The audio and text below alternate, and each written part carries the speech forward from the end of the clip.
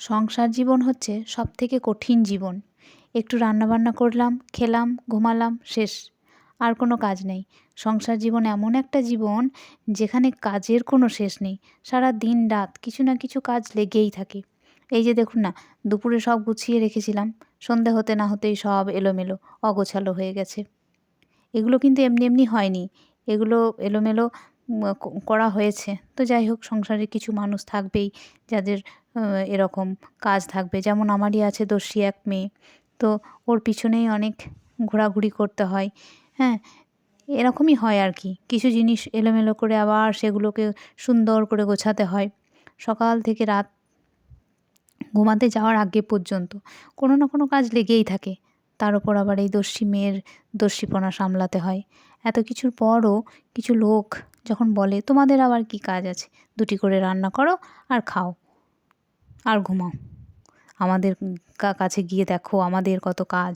এগুলো শুনলে না মুখের ভাষা হারিয়ে যায়। মনে হয় কিছু বলি, উত্তর দিই। কিন্তু বলতে গিয়েও ভাষা আটকে যায়। মনে হয় যে না, এসব বিবেকহীন মানুষদের সঙ্গে কথা বলে বা তর্ক করে কোনো লাভ নেই। অযথা এদের সাথে কথা বলার কোনো মানে হয় না। এদের থেকে দূরে সরে যাওয়াই ভালো। নমস্কার বন্ধুরা, কেমন আছেন সবাই? আশা করি সবাই খুব ভালো আছেন আর সুস্থ আছেন। তো মালা অফিসিয়ালের নতুন একটি ব্লগে আপনাদের সবাইকে অনেক অনেক স্বাগত। আর এই দেখুন, এখন আমি হচ্ছে গিয়ে একটু অপেক্ষা করছি মেয়ের জন্য। মেয়ে স্কুল গেছে, তো ফিরলে ওকে স্নান টান করাবো, বা অনেকক্ষণ তো মেয়েটাকে দেখিনি। তো সেই জন্যই একবার দরজার কাছে আসছি, গেটের কাছ থেকে এসে আবার ঘুরে যাচ্ছি। এই এই করছি আর কি। আর এই দেখুন, কিছুক্ষণ পরেই দেখছি মেয়ে বাবার সাথে ফিরে গেছে।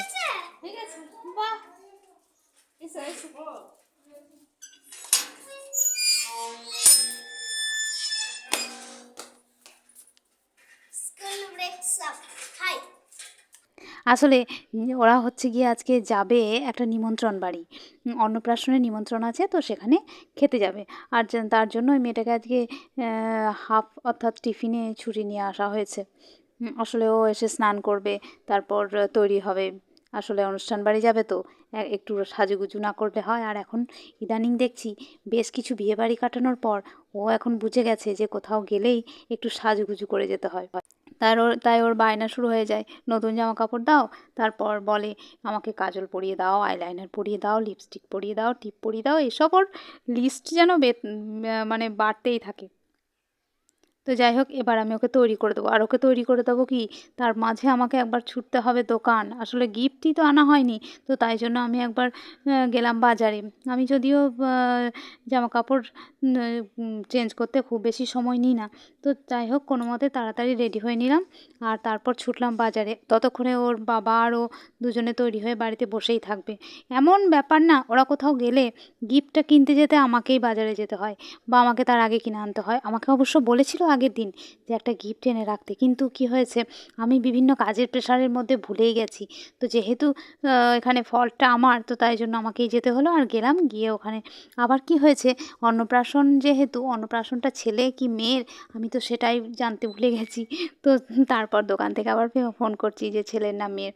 তো প্রথমেই যে জামাটা দেখেছিলাম সেটাই আমি নিয়ে নিয়েছি, কিন্তু তারপরেও আমার মনে হলো যে মেয়েদের যে স্পেশাল ফ্রকগুলো হয় সেগুলো একটু দেখি। তো দেখলাম ঠিকই, কিন্তু পছন্দ হলো না খুব একটা। তো তারপর দেখলাম একটু সুতির জামা কাপড় যেগুলো, সেগুলো দেখি অন্য ডিজাইনে, তো সেগুলোও দেখাচ্ছিল। কিন্তু কি হয়, বাচ্চা মানুষ পরবে, তো তাই জন্য যেগুলো খুব সফট এবং খুব আরামদায়ক, তো সেই সমস্ত জামা কাপড় আমি পরাতেও খুব ভালোবাসি, আর অন্যকে গিফট করতেও ভালোবাসি। নিজের ক্ষেত্রে তো এরকমই হয়। মাহি ছোটোবেলায় দেখতাম অনেক গিফট পেতো জামা কাপড়, কিন্তু হয়েছে কি, আমি সব জামা কাপড় ওকে পরাতে পারতাম না। আসলে এই যেমন এই ফ্রকটা দেখলাম খুব সুন্দর দেখতে, কিন্তু ভিতরের যে কাপড়টা সেটা কিন্তু খুব মানে কমফোর্টেবল হবে না, খুব একটা কেমন। তো যাই হোক, তো সেটা দেখে আমি কিন্তু এই জামাটা আর নেওয়ার ইচ্ছা প্রকাশ করলামও না, নিলামও না। আসলে বাচ্চা মানুষ পরবে, সেদিকে আমাদের নজর রাখতে হয়, যেটা পরে ও স্বস্তিতে থাকবে, তো সেরকমই একটা। আর তারপরে এই যে দেখুন, গিফট নিয়ে বাড়ি ফিরে গেছি। আর এই যে মাহিও তৈরি হয়ে গেছে ওর বাবার সাথে, ওর বাবা এখনও তৈরি হয়নি, হচ্ছে। তো যাই হোক, ওদের গিফট আমি এনে দিয়েছি, ব্যাক করেও দিয়েছি। তো তারপর ওরা দুজনে চলে যাবে অন্নপ্রাশন বাড়ি ভোজ খেতে। মাহি এদিকে ভোজ খাওয়ার জন্য লাফালাফি ভীষণ, কিন্তু ওখানে খাবে না কিছুই, জানেন তো। আমি কিন্তু জানি ও এসে আবার ঠিক বাড়িতেই খাবে। তো যাই হোক, যতটুকু পারবে খাবে, আর আনন্দটুকু তো করা হবে বাবার সাথে গিয়ে। তো এই ভেবেই আমি ওকে পাঠিয়ে দিই। আর এই দেখুন মেয়ের সাথে ম্যাচিং করে মেয়ের বাবাও দেখছি একটা জামা পরে নিচ্ছে। আর আজকে হয়েছে কি, আমিও যে নাইটিটা পরে আছি সেটাও দেখছি এদের ম্যাচিং কালারেরই। তো যাই হোক, ম্যাচিং ম্যাচিং হয়ে গেছে, তো তাই আমি বললাম চলো আমিও একটি তোমাদের সাথে ছবি তুলে নিই। তাই জন্য একটা ছবিও তুলে নিলাম। তো যেমনই হোক, নিজেদের ছবি তো, তো থাক স্মৃতি হয়ে। আর মাহি বেরোনোর আগে বলছে আমাকে একটা ব্যাগ দাও। তো ওকেও একটা ব্যাগ বের করে দিলাম। না, এই ব্যাগটা ওর ম্যাচিং হয়নি। তো যাই হোক, একটা যেটা সামনে পেলাম একটা ব্যাগ বের করে দিলাম। ব্যাগের মধ্যে ও নিজেই একটা রুমাল ভরে নিয়েছে। তো এটা এখন ও শিখেছে। তো ওদেরকে যেমন শেখানো যায় ওরা তেমনই শিখে নেয়। আর হ্যাঁ, তার মধ্যে দুটো চকলেটও ভরে নিয়েছে। আর এই দেখুন আমরা এইভাবে একটা ছবি তুলে নিলাম। তো যাই হোক, আজকের ভিডিওটা এইটুকুই। ভালো থাকুন, সুস্থ থাকুন। আর ওরা যাচ্ছে ভোজ খেতে। তো টাটা। আর এই যে ভোজ খেয়ে তারপর ওরা ফিরে গেছে।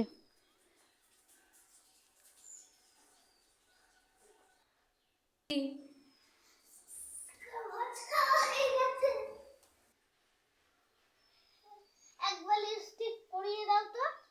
আবার লিপস্টিক পরে কি ভোজ খেয়েছো?